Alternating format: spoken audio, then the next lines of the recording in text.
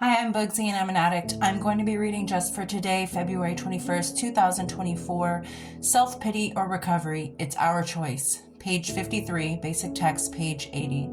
Self-pity is one of the most destructive of defects. It will drain us of all positive energy. In active addiction, many of us use self-pity as a survival mechanism. We didn't believe there was an alternative to living in our disease, or perhaps we didn't want to believe. As long as we could feel sorry for ourselves and blame someone else for our troubles, we didn't have to accept the consequences of our actions. Believing ourselves powerless to change, we didn't have to accept the need for change. Using this survival mechanism kept us from entering recovery and led us closer, day by day, to self-destruction. Self-pity is a tool of our disease. We need to stop using it and learn instead to use the new tools we find in the NA program. We have come to believe that effective help is available for us. When we seek that help, finding it in the NA program, self-pity is displaced by gratitude. Many tools are at our disposal. The 12 steps, the support of our sponsor, the fellowship of other recovering addicts, and the care of our higher power. The availability of all these tools is more than enough reason to be grateful. We no longer live in isolation, without hope. We have certain help at hand for anything we may face. The surest way to become grateful is to take advantage of the help available to us in the NA program and to experience the improvement the program will bring in our lives. Just for today, I will be grateful for the hope NA has given me.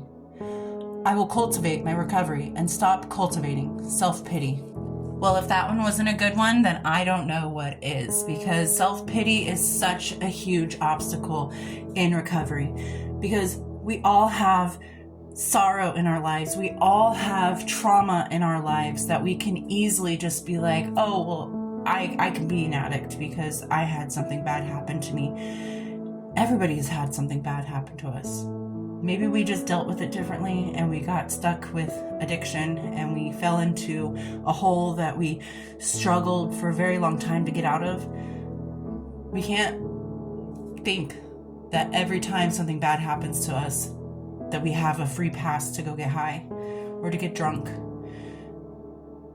That the world would run really, really differently and very, very, scary like if everyone just went and got high and drunk because something bad happened to them. And sure, the things that's happened to you in your life, they can be heartbreaking, heart-wrenching. They can be destructive to your mental health, to even your physical health.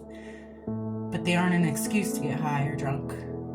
And now that we're in recovery, we should be able to embrace things that life hands us, whether they're good or bad.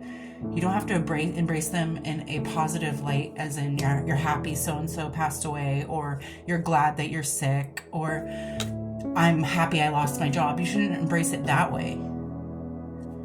You should embrace it in the way that you're able to face it in a sober mind and a sober mindset, and you can feel the feelings. I know that when I was high, I would be sad, I would be devastated, I would be heartbroken, especially after my girls were gone. But I couldn't really feel those emotions. I knew that I was sad. I knew that I was just a complete wreck. But I didn't know how the feeling was. I couldn't feel it like a human being. And I'm not saying that addicts aren't human beings. I'm saying that addicts tend to not have those human emotions because we veil them, we hide them behind our addiction so that we don't have to feel it anymore. So we don't have to have that human response. Something bad happened to me, I'm gonna get high. Something horrible happened today, I'm gonna get drunk. We would just mask what we know we were feeling by a substance.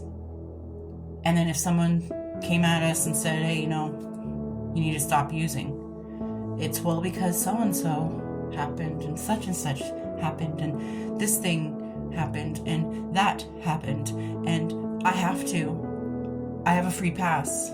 It's okay if I use, it's okay if I get drunk. It's okay because something bad happened to me. Happens to everybody. Now that we're in recovery, we need to figure out a way to handle it with the mindset of somebody in recovery. Talk to someone. Reach out. Write a journal. Express yourself to someone who will listen. I come to TikTok sometimes to just spitball my mind, put some thoughts out there. And even if I don't get any responses, hearing it back from me sometimes gives me a better idea of what I should do next. As silly as that sounds. You don't have to necessarily come on TikTok and do it. I mean, even if you want to just do a personal video on your phone that you can look back on, it's a virtual journaling, but get those emotions out. Don't bottle them up, because then you're just going to be back in that darkness of addiction, and then you're just going to give yourself more opportunity to want to go back. And that's what we're trying to avoid. Don't pity yourself. Believe in yourself. And I'll talk to you guys later. Bye.